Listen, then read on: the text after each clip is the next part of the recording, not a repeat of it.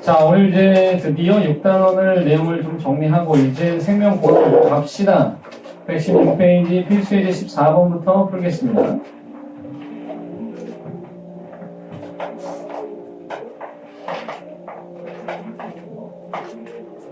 자, 이 문제는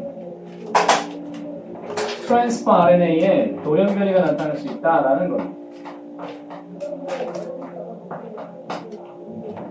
트랜스퍼 RNA에 돌연변이가 나타난다는 것은 안티코돈의 변화로 봐야 돼요. 아미노산이 바뀌는 게 아니고 안티코돈이 달라질 때, 그런데 단백질 번역계 1은 정상적인 번역계여서 앞에 메사이오닌과 히스티딘과 뭐 이렇게 쭉 있 다음에 마지막에 라이신이에요. 라이신으로 끝나는 것이 정상적 번역계였는데, 근데 돌연변이가 트랜스퍼 RNA에 나타나는 것은 이렇게 되고 마지막에 글루탐산이 오거나 또는 플러스 여기다가 기억이 왔답니다. 그러면 원래 이게 정상적으로 와야 될 라이신이 글루탐산으로 바뀐 것 자체가 이 글루탐산이 온 이유는 트랜스퍼 RNA X' 때문에 트랜스퍼 RNA X'이 글루탐산을 가지고 왔다는 것인데 여기에는 이제 코돈이 필요하죠. 트랜스퍼 RNA 일단 글루탐산에 대한 것과 라이신에 대한 코돈이 AAA하고 AAG 또 GAA, GAG가 되어 있는데 얘가 라이신이 AAA 또는 AAG고 그 다음에 글루탐산이 GAA 또는 GAG가 코돈이에요. 그러면 글루탐산을 가지고 오는 트랜스퍼 RNA는 어떻게 생겼냐면은 이렇게 생겼겠죠. 글루탐산이라고 써있고 여기 안티코돈이 C, U 또는 C일 것이다. 그리고 여기에 라이신을 가지고 오는 트랜스퍼 RNA는 아마도 이렇게 생겼을 것이다. U 또는 C 이렇게. 근데 여기에는 라이신이라고 써있는 애를 데리고 오겠죠. 자, 과연 둘 중에서 누가 tRNA X겠느냐? 그 생각을 명확히 정리해야 돼요. 많은 학생들이 착각을 하는 건 이것이 트랜스퍼 RNA X라고 생각할 수가 있어요. 이게 만약에 트랜스퍼 RNA X였고 여기서 돌연변이가 이 중에 나타나게 되면 그럼 무슨 일이 벌어지냐면 이 안티코돈이 예를 들어 이게 만약에 C가 되거나 또는 다른 걸로 바뀌었다면 얘랑 안 맞아요. 얘랑 안 맞는 거예요. 얘라는 건 뭐냐면 지금 여기 이렇게 쭉 쓰여져 있는 이것은 메신저 RNA의 코돈이라고 해요. 메신저 RNA 코돈은 일정하게 정해져 있는 그대로인데 걔는 돌연변이가 없죠. 그런데 누구 잘못이냐면 tRNA 잘못이라고요. tRNA가 데리고 오는 게 라이신을 데리고 왔어야 할 것을 누굴 데려왔다는 얘기야? 글루탐산을 데리고 온 거야. 그럼 얘가 tRNA X였다면 말이 안 맞는다고. 이해되겠어? 메신저 RNA는 그대로야. 근데 그 자리에 라이신 말고 다른 걸 가지고 올 수 있는 누구냐면 글루탐산을 가져올 수 있는 얘가 tRNA X였는데 변이가 생겨가지고 X'이 됐을 때 그 모습이 어떤 거냐면 이제 생각은 여기 있는 안티코돈을 저기의 코돈과 상보적으로 만들기만 하면 된다. 그럼 뭐가 바뀌면 될까요? 차이를 보세요. 라이신 가져오는 tRNA하고 글루탐산 가지고 오는 애는 한 끗 차이죠. 앞에 U냐 C냐죠. 그럼 얘가 뭘로 바뀌면 돼요? U 또는 C면은 여긴 뭐가 있어? 글루탐산. 얘가 누구야? 트랜스퍼 X. X 프라임. 그럼 이놈이 돌연변이가 일어난 이놈이 어디 가서 붙어? 여기 가서 번역 과정에서 저 메신저 RNA AAA 또는 G 상태에 얘가 가더니 저 왔어요. 저 왔어요. 제가 잘 데리고 왔어요. 그런데 리보솜은 알 바 없다. 그랬니? 잘 왔다. 얘를 연결시켜 버리겠죠. 그건 돌연변이 결과야. 누구? 트랜스퍼 RNA X의 돌연변이 결과입니다. 그럼 얘는 누굴까? 동그라미 기억은 정상적인 얘가 있거나 얘가 있을 때겠죠. 그죠? 그렇다면 얘는 그냥 라이신이겠죠. 아무 이상 없이 정상적으로 나오는 것도 있고 돌연변이에 의한 것도 있으니 요 관계 그럼 보기에서 동그라미 기억은 라이신이다 맞고 돌연변이 tRNA X'은 라이신을 운반한다? 아니죠. 글루탐산을 운반한다. 여기도 마찬가지. 글루탐산을 운반한다. X'이나 X는 전부 다 글루탐산을 운반한다. 돌연변이 tRNA X'은 C가 U로 치환됐다. 맞다. 오케이? 됐어 이거? 볼 수 있어야 되겠다.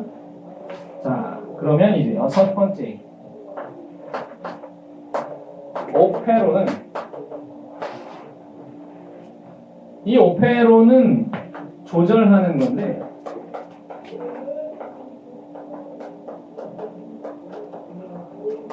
유전자의 발현을 조절하는 것입니다. 유전자를 어떻게 발현 조절할까에 관한 이야기 시작해서 오페로는 세균, 특히 대장균에서 나타나는 거예요. 우리는 그래서 대장균을 좀 살펴보고자 한다. 대장균은 당연히 원행이잖아요. 근데 얘가 포도당을 주로 이용합니다. 포도당을 이용할 수 있지만 그런데 모두 이용 가능하냐면 얘만이 아니라 젖당도 이용이 가능하다라는 거예요. 여기서 젖당도 이용이 가능하다는 뜻은 이 상황을 그냥 지나치면 안 된다. 자코브와 모노가 이것을 발견한 사람이 자코브 앤드 모노인데 이 둘은 이 사실을 보면서 바로 의심을 했다. 아니 세상에 젖당을 이용할 수 있다고? 젖당을 이용하려면 필요한 게 뭐야? 뭐가 필요해?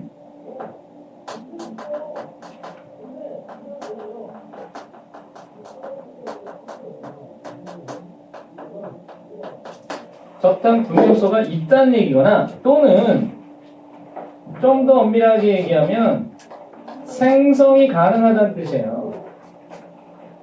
젖당 분해효소가 생성이 가능하다. 있다라고 그러면 오해할 수 있으니까 생성을 할 수 있다라면 평상시에는 젖당 분해효소를 만들 필요가 없어요. 젖당이 있을 때만 분해효소를 만드는 거라면 그 자체가 발현을 조절하고 있는 것입니다. 여러분 앞에서 발현에 관한 이야기를 누가 했냐면 빌과 테이텀이 형질 발현 실험에서 붉은빵 곰팡이가 하나의 유전자가 하나의 효소가 된다고 얘기했거든요. 그러면 여기서 유전자가 분명히 발현이 돼서 얘가 나타난다고 볼 수 있었던 거예요.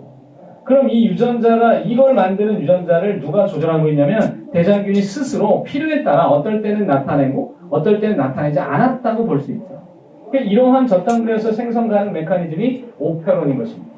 이 오페론은 반드시 원핵 생물에게만 적용되는 거라는 걸 기억하고 그럼 이제 여기서 두 번째 오페론의 특징에서는 분명히 원핵 생물만 존재하고 얘네들이 뭘로 구성되어 있냐면 이건 있지만 오페론의 구조와 특징을 한꺼번에 보겠습니다. 자, 2, 3을 한꺼번에 볼게요. 2, 3을 한꺼번에 보면 이렇게 돼 있어요. DNA상에서 누가 갖고 있는? 대장균이 가지고 있는 DNA상에서 조절 유전자라고 하는 부위가 있어요. 조절 유전자가 이렇게 있고 그리고 조금 멀리 떨어진 곳에 구조가 3개의 연결된 DNA상의 부위가 존재하는데 그 첫 번째가 프로모터라고 하는 거예요. 자, 이제 용어에 대해서 잘 기억해 두시고요. 프로모터는 무조건 RNA 중합효소가 결합하는 곳이라고 했어요. 프로모터에는 무조건 RNA 종합효소가 결합하는 곳이야. 그 의미가 프로모터야. 프로모터 이퀄 RNA 종합효소 결합하는 곳. 그 다음에 뭐가 있냐면 작동 유전자라고 있는데, 작동 유전자는 영어로 오퍼레이터예요. 오퍼레이터가 저 오퍼론의 오퍼가 그 오퍼레이터예요. 오퍼레이터, 여기는 구조 유전자라고 그래요. 구조 유전자는 영어로 코딩 리즌, 즉 암호화 부위라고 표현합니다.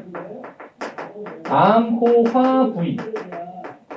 근데 무엇을 암호할까요? 여기서는 이 구조 유전자에서부터 전사가 되고 바로 저당 분해 효소가 나온다는 얘기예요. 네? 뭐 대충 느낌이 오시나요? 작동 유전자는 뭔지 모르겠죠? 얘는 이제 얘를 설명하면서 같이 가야 되는데, 조절 유전자는 DNA니까 항상 발현되기 위해선 일단 전사가 일어나요. 전사가 되고 나서 뭐가 되냐면 억제 단백질이 되는데, 이렇게 그냥 그리자. 억제 단백질이라고 하는 단백질이 생깁니다. 조절 유전자의 역할은 억제 단백질을 만드는 거야. 근데 그 억제 단백질 어디에 결합하느냐? 작동 부위, 유전자 부위에 결합을 합니다. 그게 이제 딱 구조가 맞게 생겼어. 그러면 도대체 오페론은 뭡니까? 라고 했을 때 있지만, 여기서부터 여기까지만, 즉 푸잡구만 오페론이야. 단위체를 이루는 O를 붙였을 때 오페론은 분명히 푸잡구만. 뭐가 포함이 안 돼 있어? 조절 유전자 뺀 거야. 알겠니? 자, 우리가 파악해야 될 사항이 뭘까요? 오페론은 도대체 언제 그러니까 어떤 경우에 구조 유전자를 발현시키느냐. 대장균이 포도당이 있을 때와 저당이 있을 때 다르게 행동합니다. 대장균은 굉장히 하등한 생명체예요. 단세포 중에 짱 먹는 놈이라고 봐도 되는데, 물론 단세포 중에선 짱이에요. 대장균은 단세포 중에선 그래도 그 중에선 톱이야. 하지만 생명체 중에선 제일 하등한 놈이에요. 이 대장균이 그래도 생명체랍시고 나름 조절을 한다니까. 언제 발현시키고 언제 발현시키지 않느냐만 파악하면 되는데, 세 가지 조건을 생각합니다. 그게 뭐가 있을까? 오페론의 작동 원리. 첫 번째는 이거랑 색깔이 다르죠. 그동안 봐왔던 노란색과는 사뭇 다르지 않습니다. 이 미묘한 차이를 알겠습니까? 이거는 싸구려 분필이고요. 아니, 싸구려는 아니에요. 이건 문교 분필이고요. 얘는 하고로모 분필입니다. 하고로모는 벌써 이렇게 반짝거리잖아요. 코팅 처리가 되기 때문에 손에 묻어나지 않습니다. 단가를 비교하면 요게 한 자루당 약 10원, 한 자루당 약 200원, 250원. 그래서 월등히 비싸다. 누가 놓고 갔네, 여기다. 득템. 괜찮다. 막 쓰고 있어요. 이걸 하루 종일 써도 안 달아요. 왜냐면 밀도가 워낙 높아서 잘 안 달아. 이 비싼 걸. 땡큐. 작동 원리의 첫 번째는 포도당이 있을 때, 아니죠. 그래. 포도당이 있고 적당히 없을 때로. 간단히 말해서 적당히 없으면 오페론이 작동할 이유가 없다. 아니, 적당 분해효소를 발현시킬 이유가 전혀 없죠. 끝나요. 어떻게 될까요? 일단 앞글자만 쓰자. 푸잡구. 이거 자꾸 말이 익숙해져야 돼. 프로모터 작동유전자, 구조유전자. 처음엔 누구나 낯설어요. 푸 뭐야? 네, 그렇지. 프로 뭐였는데? 프로 뭐, 그렇지,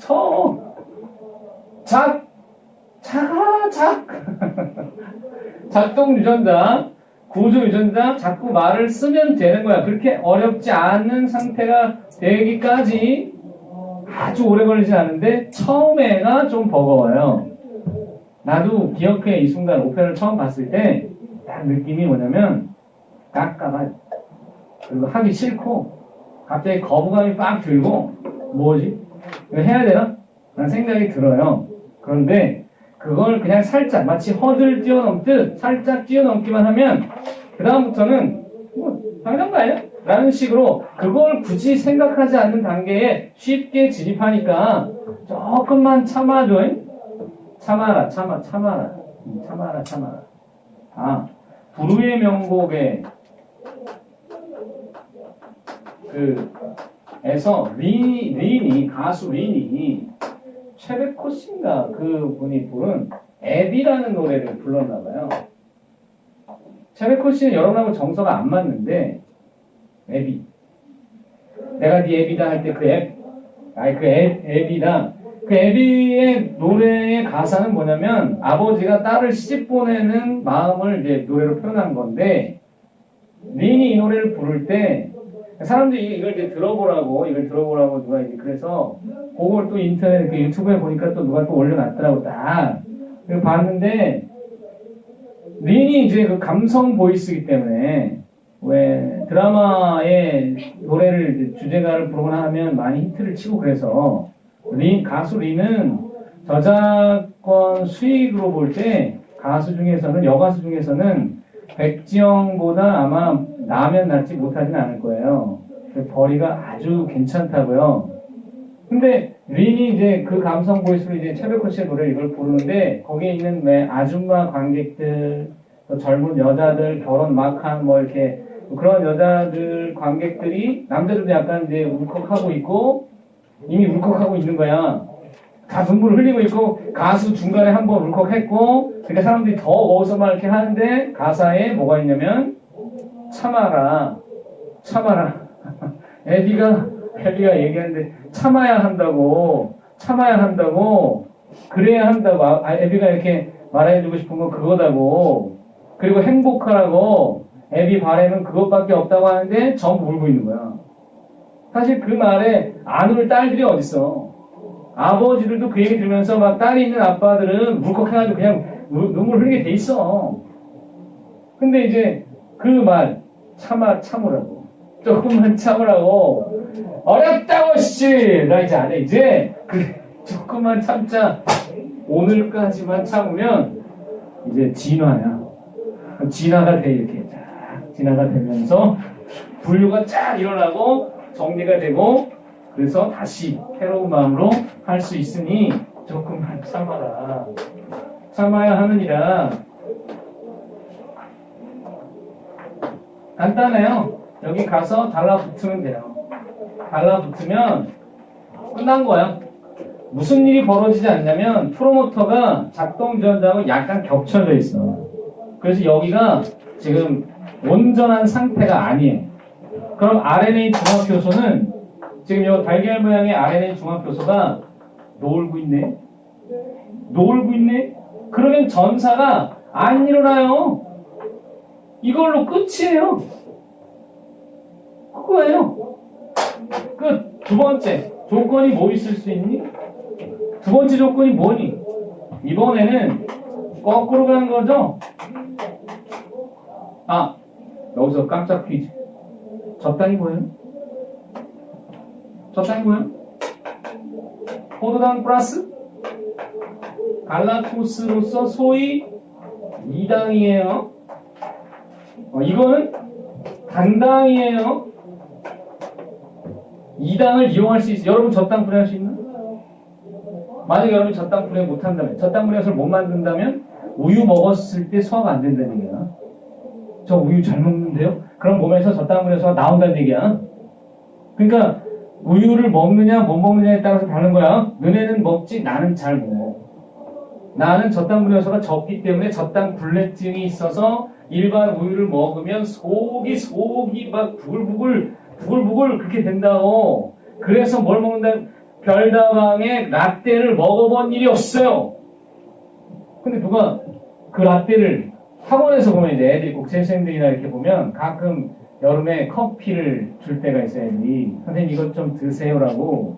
근데 라떼를 이제 남양유업에서 나온 그걸 편의점에서 그 마음은 정말 고맙지만 내가 걔한테 내가 이걸 못 먹는단다 이럴 순 없고 일단 받지요.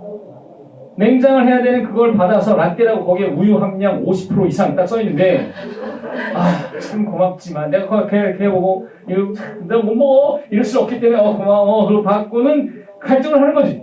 조금만 먹을까? 뭐 이렇게 먹었다가 하는 이제 난리가 나니까 그래서 이제 다른 선생님한테 주죠. 드십시오. 근데 그 애가 보는 데 있으면 좀 그렇잖아. 내가 먹어야 되는데 그걸 다른 사람 그 애가 봤을 때 기분이 나쁠 수 있잖아요. 그 의도가 아닌데 아무튼 네 그래요. 네? 포즈를 취해야 되는데 마치 사진 찍듯 그래야 자연스럽게 나오고요. 애들이 편집하기 귀찮아서 그래요. 편집 잘라가지고 가위로 잘라서 붙이고 그거 다시 인코딩하고 이런 게 작업이 아니라 시간을 절약하기 위하여 포즈를 딱 취해주면 자연스럽게 나오는 겁니다. 물론 보는 사람이 약간 좀 왜 뭐지 이런 생각이 들 수 있지만 괜찮죠. 순간 그런 것도 생각하면서 애들이 적어도 졸진 않아요. 저 있을 때는 결론적으로 생각해. 저땅 그래서 나와야 된다고. 근데 이제 우리 사람의 경우에 저 유전자가 발현이 안 돼가는 거 그것도 생각해 볼 수 있어. 대장균이 만드는 걸 내가 못 만든다고. 세상에. 왜? 우유를 잘 안 먹으면 사람은 이렇게 생각하는 거야. 저 땅 필요 없지 이제. 저 땅 필요해서 안 만든다. 아예 그냥 닫아버린다. 뭐 이런 거지. 다시 한번 얘기하는데 이거는 세균이야. 사람은 이 정도로 단순하게 조절이 안 돼요. 포도당이 없고 저당이 있으면 간단합니다. 여러분. 생각보다 어렵지 않습니다. 이거 조절 유전자가 조프잡고 일단 쓰시고 발현이 무조건 발현. 이거 뭐니 지금? 지렁이? 이게 뭐니? 메신저 RNA죠? 당연히 전사되고 단백질 되는 거 아닙니까? 근데 이것이 억제 단백질인데 여기에 젖당이 얘를 후려쳐요. 후려친다는 개념 여러분 앞에서 본 적 있죠? 효소에서 그 저해제가 뒤통수 후려치듯이 얘를 후려쳐요. 그러니까 얘가 구조가 변하면서 이 작동 유전자 부위에 결합을 못하게 되니까 여기가 비어있네요. 프로모터가 비어있으니까 RNA 중화효소가 냈다 고마실이 딱 붙어가지고 항상 프로모터 부위에 그 RNA 중화효소 붙는 거야. 그리고 주안나 이동 어깨발이 메신저 RNA 저땅 부분의 효소가 됩니다. 저땅이 있으니까 만든다. 간단하구나. 바로 저땅 그 자체가 억제 단백질을 억제했구나. 그러네. 했네. 한번. 세 번째 케이스에도 뭐일까요? 포도당도 있고 젖당도 있으면 어떻게 되느냐? 자, 여러분 결론적인 것을 짐작해 보세요. 어떨 것 같니? 이렇게 되면 어떨 것 같니? 결론이란 건 뭘 말해야 되냐면 젖당 불효소가 나오느냐 안 나오느냐. 나올 것 같아요? 결론적으로는 젖당 분해 효소가 안 나옵니다. 이게 결론적인 건데 그러면서 이거 하나 볼까요? 그림을 한번 다시 조프잡고 자, 조프잡고에서 조절 유전자가 발현이 될까요? 안 될까요? 정상적인 케이스에서 조절 유전자는 무조건 발현. 무조건 발현돼서 얘가 나오잖아. 그리고 저 땅이 있지. 그럼 저 땅에 후려칠까요? 못 칠까요? 후려쳐요. 그럼 얘가 구조가 바뀌겠죠? 그럼 얘가 작동 유전자 부위에 결합을 할까요? 못 할까요? 못합니다. 그럼 여기 비어 있을까요? 네. 비어 있습니다만 RNA 중화효소가 놀고 있네. RNA 중화효소가 놀고 있네. 여기서는 붙었고 여기서는 떨어졌다고 왜 이런 일이 벌어졌을까를 교과서는 설명하지 않습니다. 자, 여기서 RNA 중화효소가 특징이 있어요. 원핵세포 세균이 가지고 있는 RNA 중화효소는 프로모터에 결합하는 순간 무조건 전사합니다. 그걸 잊지 마세요. 그런데 기왕이면 하나 더 기억할 것은 세균이 가지고 있는 RNA 중화효소는 단독 행동으로 전사를 하지만 사람이 가지고 있는 RNA 중합효소는 단독으로 전사를 못 일으켜요. 그러니까 프로모터 부위에 RNA 중합효소가 결합을 했을 때 무조건 전사하는 건 세균이에요. 사람은 프로모터 부위에 RNA 중합효소가 결합을 하더라도 허가가 나야 돼요. 승인이 떨어져야만 전사를 하는 거예요. 근데 이거는 지금 결합을 못 했잖아요. 그럼 다른 이유가 있다는 얘기예요. 이 둘의 차이는 무엇 때문인가 하니 바로 이러한 단백질 때문인데 여기에 붙어 있어야 할 여기에 붙어 있어요. 뭐가? CAP라고 하는 단백질이 있는데 여기도 이게 CAP인데 이 CAP는 역할이 RNA 중합효소를 프로모터에 붙여주는 애입니다. 근데 누가 먼저 활동을 해야 되냐면 CAP가 먼저 프로모터 위에 붙어서 RNA 중합효소를 이루세요 라고 초청을 해야 되는데 CAP가 작동하지 않는 상황이 여기서 생긴 것입니다.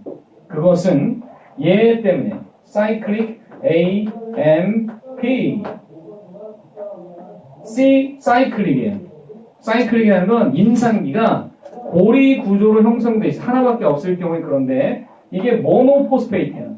아데노신 모노포스페이트여서 자, 사이클릭 AMP는 어디서부터 만들어지냐면 ADP로부터 만들어지고 ADP는 ATP로부터 만들어져요. 지금 동그라미 2번 상황을 잘 보세요. 포도당이 있니 없니? 없지. 포도당이 없으면 지금 이 화살표대로 갑니다. 포도당 때문에 ATP 만들어지는 거죠. 세포호흡에서 배웠잖아요. 포도당이 없으면 자꾸 얘가 분해가 되면서 위쪽 방향으로 간다고. 이해하시겠어? 포도당이 없기 때문에 이 일이 일어나요. 즉 사이클릭 AMP의 농도가 높아집니다. 사이클릭 AMP를 CAP 즉 이 단백질에 꼭 필요한 물질이다 라고 생각하면 돼요. 다시 말해서 CAP를 활성화하는 물질이 사이클릭 AMP였던 것입니다. 그러니까 사이클릭 AMP가 충분하죠. 동그라미 2번 상황. 그러니까 CAP가 활성화됐죠. 그래가지고 먼저 붙어가지고 일로 오세요. 그럼 쭉 끝났죠. 근데 얘는 봐. 누가 있습니까? 포도당이 있죠. 포도당이 있을 경우에는 어떤 일이 벌어지는지 이해 가십니까? 다시 한번 써볼까요? 사이클릭 AMP 농도가 점점 낮아질 수밖에 없다. 왜? ADP로 바뀌어 ATP로 바뀌어 AMP의 농도가 낮아지는 쪽으로 가다 보니 CAP가 활성화될 수가 없어요. 활성화가 안 일어나니까 CAP 놀고 있으면 RNA 종합효소 놀고 있는 거예요. 그러면 전사가 안 일어나서 구조유전자가 발현되지 않습니다. 그럼 이 2번과 3번의 결론은 뭐냐? 포도당을 우선 사용하라 이 말이에요. 젖당과 포도당이 같이 있을 경우에는 포도당을 먼저 써. 그 말이야. 포도당 먼저 써. 젖당은 나중에 써. 글쎄 이제 15번 밑에 젖당이 고갈되면 조절 유전자는 발현되지 않는다. 틀렸습니다. 조절 유전자는 언제나 발현. always 항상 all the time. 대장균은 포도당을 먼저 사용해 젖당을 사용한다. 그러라고 있는 거야. 포도당이 먼저 우선적으로 사용되는 거고 젖당이나 나머지는 다 설탕이나 다 나중에 사용하라. 대장균은 젖당 분해효소가 합성되면서 젖당을 사용한다. 그렇죠. 젖당 분해효소가 없으면 젖당을 이용할 수 없습니다. 4번 대장균의 증식. 여러분 증식이란 건 에너지원이 있을 때 증식이 일어나요. 포도당도 에너지원이고 젖당도 에너지원이다. 따라서 둘 다 증식에 사용할 수 있지요. 4번은 틀린 얘기예요. 포도당만 증식에 쓰는 게 아니라 에너지원이 젖당이 있으면 그 속에 포도당이 들어있는데 젖당 속에 포도당이 들어있는데 에너지원이잖아. 그러니까 젖당을 쓰든 포도당을 쓰든 포도당에 에너지를 쓸 수 있을 때 증식이 나타난다는 점입니다. 4번 X 16번 문제 보세요. 와우. 작년 16학년도의 수능 문제 생투에서 오페론이 나왔는데 지금까지 기출문제 가운데서 오페론의 출제 빈도는 대단히 높아서 거의 한 번도 빠진 적이 없다시피 해왔지요. 올해도 내년도 계속 나올 거야. 오페론은 1960년대에 발견된 것으로서 가장 기본적인 조절 방식 중에 하나이기 때문에 무조건 낸다. 그러면 그 문제를 봐라. 어디에 돌연변이 일으켰다 그랬니? 프로모터의 돌연변이가 일어나거나 또는 조절 유전자의 돌연변이가 일어났다고 볼 적에 여러분 만약에 프로모터의 돌연변이가 일어나면은 그러면 이게 억제 단백질과 또 뭘 보는 거냐면 억제 단백질과 젖당 간의 결합을 볼 수 있느냐와 그 다음에 프로모터와 RNA 중화표시의 결합을 볼 수 있느냐입니다. 이 두 가지를 우리가 비교하는 거예요. 억제 단백질이 작동전자 젖당과 결합을 할 수 있느냐 이거였고, 근데 프로모터 부위가 손상이 되더라도 조절 유전자는 정상인 케이스라면 억제 단백질이 잘 나올 거고 젖당이 있을 경우에 결합할 수 있다. 근데 만약에 프로모터에 이상이 생긴다면 RNA 종합표시와 프로모터가 결합하는 걸 볼 수 없다는 얘기죠. 이렇게 될 거야. 그지? 조절 유전자에 만약에 이상이 생기는 돌연변이가 있다면 그때는 억제 단백질이 안 나오죠. 그러니까 젖당과 억제 단백질이 결합하는 걸 볼 수 없을 거고, 그리고 프로모터는 정상인 상태에서는 그것과 RNA 중합표시가 결합하는 걸 볼 수 있다 이거죠. 그럼 표에서 보세요. 표에서 야생명은 둘 다 되는 거였는데 1번의 경우에는 물음표 X고 2번은 X 물음표 X 동그라미예요. X 동그라미가 순서대로 우리가 쓴 거니까 억제 단백질에는 젖당과 결합을 하지 못했고 프로모터와 RNA 중합표시가 결합을 한 거니까 2번이 바로 이 조절 유전자 이상인 경우라고 볼 수 있겠고 1번이 프로모터 이상이라고 볼 수 있겠네요. 아, 그렇구나. 그럼 물음표는 뭐야? 5. 그럼 기억 1은 포도당이 없고 젖당이 있는 배제에서 프로모터 이상이기 때문에 억제 단백질을 생성할 수 있느냐? 억제 단백질 생성은 조절 유전자에 아무 이상이 없는 경우가 1번이. 그러니까 생성할 수 있죠. 니은은요? 2는 포도당이 없고 젖당이 있는 배제에서 젖당 분해소를 생성할 수 있느냐? 자, 조절 유전자 이상이 생기면 젖당만 있는 경우에는 무조건 그냥 생성한다고 보면 돼요. 별 무리가 없죠. 이때 포도당까지 있으면 예외지만 젖당 분해 이렇게 조절 유전자 이상이 생긴 거는 그냥 잘 만들어져요. 이와 같은 케이스에서. 교과서는 얘를 아예 언급을 안 해. 디귿, 젖당 분해소의 아미노산세는 어디 있어? 젖당 분해소의 아미노산세는 어디 있는 거야? 프로모터 있니? 작동 유전자에 있니? 구조 유전자에 있는 거지. 그지? 그래서 디귿은 아니야. 정답은 3번. 오호, 수능도 뭐 할만하네. 예. 그럼 이제 우리는 진핵생물은 어떻게 되느냐? 궁금해. 진짜로? 진핵생물 궁금해요? 안 궁금해요? 그럼 안 하고요. 진핵생물 이제 얼마 안 남았는데 진핵생물의 발현을 조절해 봅시다. 진핵생물 발현 조절. 이거는 뭐가 있냐면은 일단 여러분 유전자 발현 조절의 가능성이 여러 가지가 있는데 이 진핵생물은 굉장히 복잡해. 첫 번째가 전사의 개시를 조절하는 건데 전사 개시 조절에서 개시 조절되면 그냥 전사 조절이라고 써있어. 근데 얘가 두 가지야. 염색질 구조 변화, 전사 개시 조절이라고 하는 게 있어. 염색질 구조 변화는 고등학교 과정이 아니에요.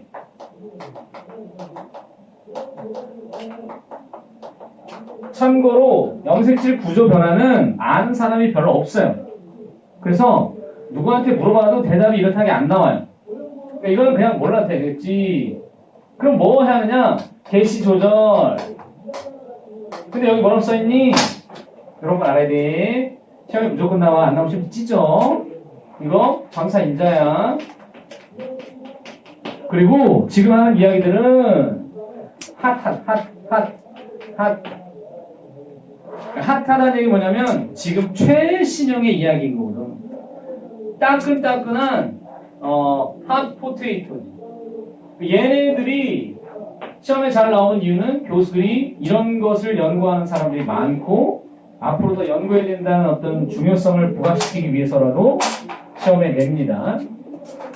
두 번째는 뭐냐면 전사 후조들이에요. 여기에는 두 가지 또는 세 가지로 나눠볼 때 스플라이싱만 기억합시다. 스플라이싱이 있고요. 또 하나는 5' 캡, 3' 폴리 A 꼬리, 그리고 분해 조절이 있는데 그럼 몰라야 돼. 그냥 빵 궁금해하는 친구들을 위하여. 메신저 아래가 진핵생물은 어디서 만들어지죠? 요거 다 장소가 어디니?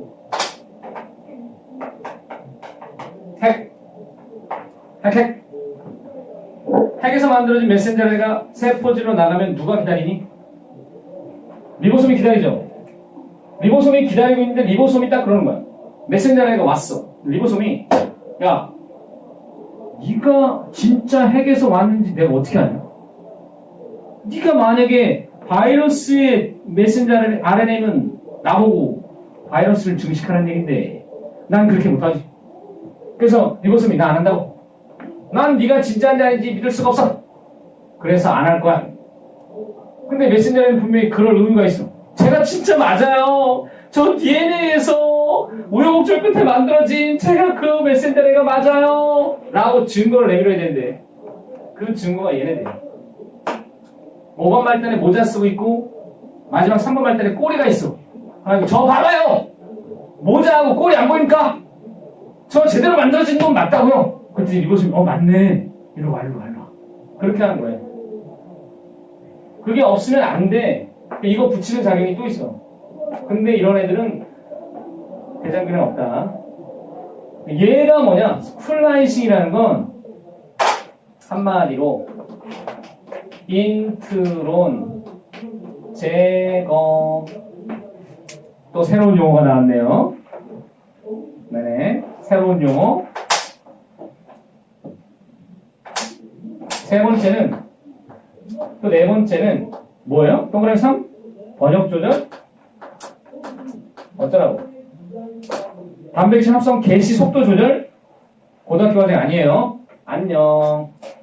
동그라미 4번 단백질 가공 조절? 안녕.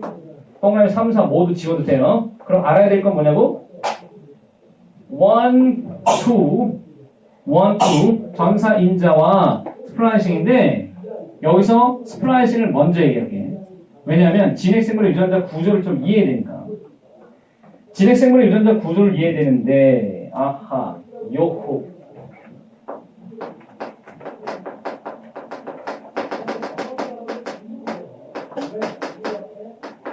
이거를 조금만 좀 관심을 가져가지고 제대로 한번 가봅시다. 그림이 그려져야 돼요. 여러분 여기 일산에 산 지 얼마나 됐어요? 오래됐어? 몇 년쯤? 한 달 얼마 됐어? 10년? 10년 이상? 그럼 이 동네 지리를 좀 잘 알겠네. 다 여러 가지 막 길들이 이렇게 눈에 선할 거 아니야. 적어도 집 근처의 길은 눈에 선할 거 아니야. 집에서 딱 나왔는데 낯설어. 매일 낯설어. 그거는 단기 기억 상실증이야. 그럴 리가 없잖아. 훤할 거 아니야. 그래서 어디 가면 뭐가 있고 그게 훤하잖아요. 그래서 우리가 어떻게 행동하게 되냐면 낯선 곳에 갔을 때 여행에서 느끼는 객찬감 같은 게 없기 때문에 집 근처에서는 다니는 속도가 빨라지고 행동이 좀 더 편안해지고 마음이 놓이게 되고 그런 거거든. 근데 여행지에서는 그렇지가 않아요. 여행지에서는 어떤 일이 있냐면 내가 기억에 딱 경험이 그게 있습니다. 스위스가 되게 안전한 나라거든.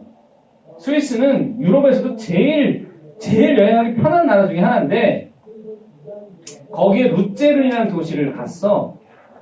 그러니까 비행기를 타고 그건 파리에 내린 건 아니고 열차를 타고 유럽에는 이제 순환열차도 있고 떼제베도 있고 그러니까 어쨌든 그걸 타고 루제른에 내렸는데 역에서 호텔까지 가야 되는데, 예약한 호텔까지 가야 되는데, 루트에서 딱 내리니까 그때가 저녁 때였거든. 갑자기 무서운 생각이 드는 거야. 저녁이고, 낯선 길이고, 어쩌지? 그래가지고, 다짜고짜 택시를 탔어. 택시를 타려고 하는데, 택시 기사를 딱 보니까, 등치가 큰 남자인 거야. 아주 인상은 뭐 그렇게 나쁘지 않았지만 머리가 짧고 등치가 굉장히 큰 남자가 약간 저 사람 맞겠지? 기사가? 예전에 필리핀에서 엘리도를 들어가려고 할 때 필리핀 공항에서 엘리도 가려면 비행기를 타고 배 타고 가야 돼. 산 넣고 물건을 받아 가면서만 가야 돼. 근데 밤에 공항에 내렸을 때 택시를 탔는데 기사가 여기 호텔에 가자. 일단 왜냐면 하루를 묵고 비행기 타고 다시 경비행기 타고 가야 돼서 여기 호텔에 가자 그랬는데 와, 그 느낌 알아? 진짜 깜깜한 데를 막 가는데 이 사람이 만약에 엄한 데로 데려가면 어떡하지? 라는 생각이 문득 팍 들었어. 아니 그냥 잠깐 든 생각이야. 그렇게 난 걱정 많은 사람이 아니거든. 근데 그런 경험들이 왜 순간 기억들이 있다가 스위스에 갔을 때도 저 사람이 만약에 택시기사가 아니면 난 어떻게 되는 거지? 뭐 이런 생각이 문득 들었다가 택시기사한테 내가 지도를 이제 호텔 이름을 얘기하고 그 사람이 호텔 이름을 정확히 기사라고 뭐 호텔 가는 건 아니잖아. 그래서 어디 있는 호텔이냐 그러는데 주소지를 내가 지도를 주면서 그 메모지를 주면서 여기 이제 가자 그랬더니 짐을 다 이미 싣고 차에 타가지고 거기서 이제 기사가 어디 가냐 해서 여기 간다 그랬더니 다시 이 사람이 웃으면서 내리는 거야. 내리는 거지. 왜 그랬더니 가깝대. 걸어가도 된대. 되게 친절하지 않냐? 걸어가도 되면 그냥 쭉 빼빼 돌다가 한참 돌다가 하는 게 우리나라 사람들 그 응답하라 194에 보면 김성규가 처음 서울에 왔을 때 택시기사가 몇 바퀴 돌다가 가지고 몇만 원 나오는 그런 사례가 있을 수도 있듯이 그런데 그 기사가 친절하게 내리라는 거야. 그러면서 알려주라고 여기서 쭉 가면 이쪽에 있다고 걸어갔어요.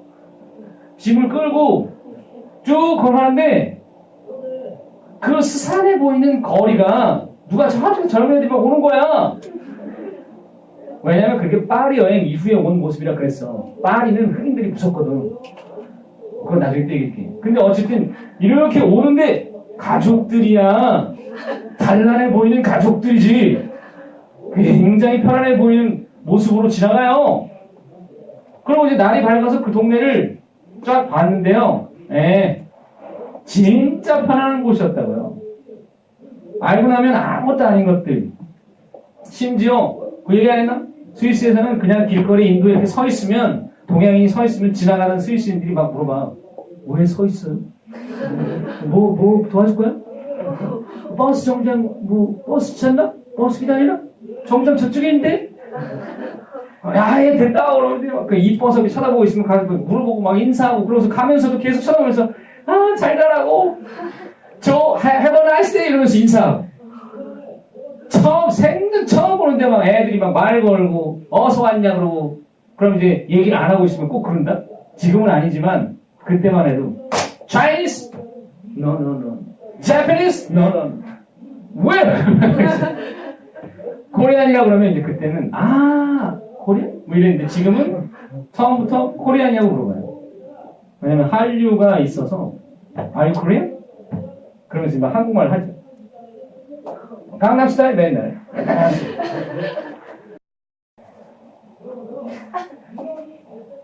예. 소리가 들렸어야 되는데. 근데 아무튼 여러분이 비슷한 게 이 유전자고 뭐고 사실은 이제 처음에 그 낯선 것들이 사라지고 나면 이 구조도 마찬가지예요. 얘 구조가 우리 유전자가 이렇게 설계가 이렇게 배치가 돼 있구나 하는 게 들어오고 걔네들의 이해가 조금만 되면 낯선감이 사라지고 나면 그 다음부터 마음이 되게 편해진다. 유전자라는 건 이게 DNA 상에 있는 겁니다. DNA는 유전자가 아닌 거죠. DNA가 모두가 유전자가 아니에요. 유전자는 지인이라고 부르는 거고 DNA는 디옥시리보스 뉴클릭 애시드라고 해서 핵산이라고 해요. 이 핵산은 이렇게 돼 있어. 유전자 V와 정크 DNA가 있다. 근데 퍼센테이지로 전체 대비 2%. 정크 DNA는 정크 한 마리 바뀌어서 스위치 유전자는 이것이 98%. 근데 이 유전자라는 것은 무엇을 결정하는 거냐면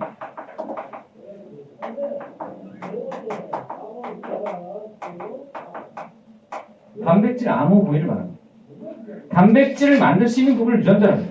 근데 그게 DNA 전체적으로 2%밖에 안 돼요. 근데 그게 양으로 보면 대략적으로 볼 때 2만 개 이상의 유전자를 만들 수 있다는 거죠.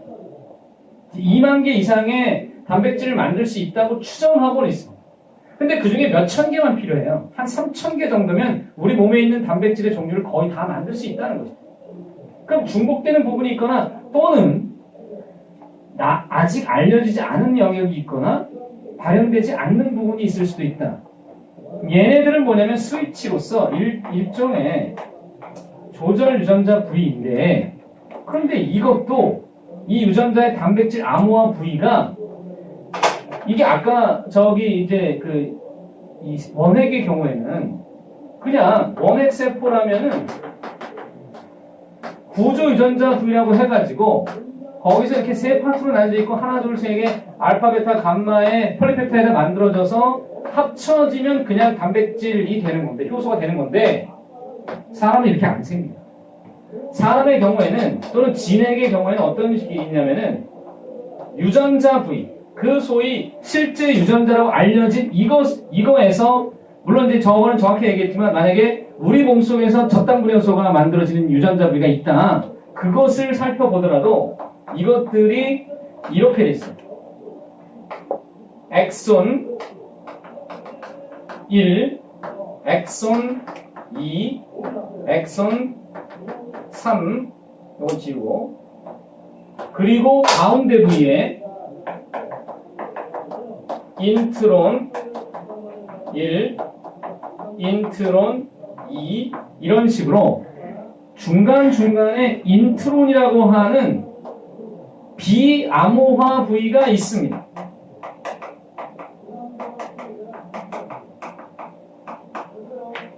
그럼 실제로 엑손만이 단백질을 암호화하는 부위다. 이것이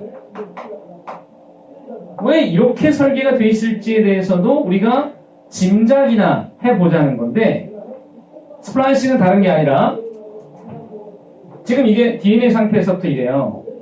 DNA 상태에서부터 이런데 이것을 전사를 하면 메신저 RNA도 똑같이 엑손, 인트론, 엑손, 인트론, 엑손이 반복되어 있어요.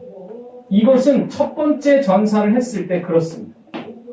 이 메신저 RNA가 그냥 만약에 단백질이 되는 리보솜에 가서 단백질이 되면 인슐린 유전자로 만약에 가정했을 때 이것이 인슐린 유전자 부위다라고 했을 때 이것을 그냥 그대로 번역을 해버리면 인덩 슐빵 린이 돼요.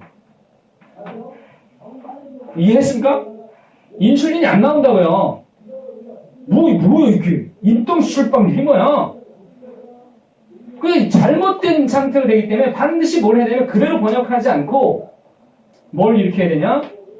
스플라이싱을 해서 뭐만 빼버리고 인트론 1과 인트론 2를 빼버리고 E1, E2, E3만 다시 가공한 메시지를 만들어서 거기서 번역을 했을 적에 그 이쁜 인슐린이 나오는 것입니다. 이해하시겠습니까? 여기서 우리는 이 진핵생물은 이렇게 스플라이싱을 하는데 단 전사 후 가공이라는 것입니다. 잊으면 안 돼. 전사 무시기 후 가공. 이게 애프터는 애프터. 전사 후 가공이다. 그럼 여기서 문제 풀고 보세요, 여러분. A가 뭐야? 성숙한 메신저가 됐다는 건 스플라이싱이 됐다는 거거든. A가 사라졌죠? 그림에서 볼 때. B는 남아있는 거예요. 따라서 A가 인트론이고 B가 엑손이라고 볼 수 있어요.